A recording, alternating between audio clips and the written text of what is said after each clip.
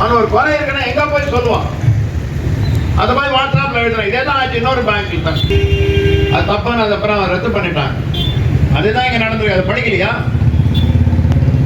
பாத்தீங்கன்னா எல்லாம் பெரிய குவாலிஃபைடு அப்படின்னு மேல நம்மளாம் ஏஜிஎம் டிஜிஎம் எல்லாம் பார்த்தா எல்லாம் எக்ஸிகூட்டிவ் போட்டிருக்கிறான். எக்ஸிகூட்டிவ்னா அடிமைக்கு இங்கிலீஷ்ல அர்த்தம் என்னன்னா அடி. அதான் இப்ப கூட பார்த்துட்டு வந்தோம். அவர் வந்து டெசிக்னேஷன் எக்ஸிகூட்டிவ் வைஸ் பிரசிடென்ட் அப்படின்னு அவர் மாதிரி பேசிட்டு வந்திருக்கிறோம். நேற்றைக்கு ரீஜனல் லேபர் கமிஷனர் மதுரை முன்பாக கன்சிலேஷன் நடந்திருக்கு. அதுல தோழியே கலந்து கொண்டு நம்ம கருத்தை சொல்லியிருக்கிறார். இதெல்லாம் விஷயங்கள் சொல்லியிருக்கோம். ரொம்ப சிம்பிள் மேட்ரு. சஸ்பென்ஷனை வித்ரா பண்ண, சார்ஜ் ஷீட்டை வித்ரா பண்ண, 2 பேரும் கை குறிக்கலாம். அவ்வளவுதான் விஷயம். இல்ல மேல மேனேஜிங் டைரக்டர் கிட்ட பேசணும்.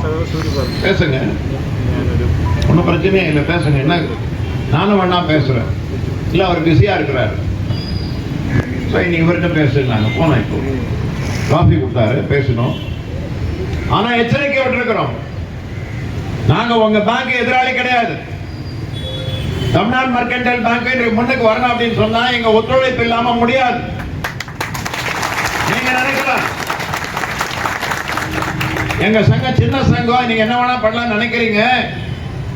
ஆனா அவங்க சின்ன சங்கம் இல்ல, இந்தியாவில் இருக்கக்கூடிய பெரிய சங்கத்துடைய உறுப்பினர்கள் என்பதை புரிந்து கொள்ளணும். ஆக இந்த பிரச்சனையை சுமூகமாக தீர்க்க வேண்டும் என்று நானும் ஐயாவும் பேசியிருக்கிறோம்.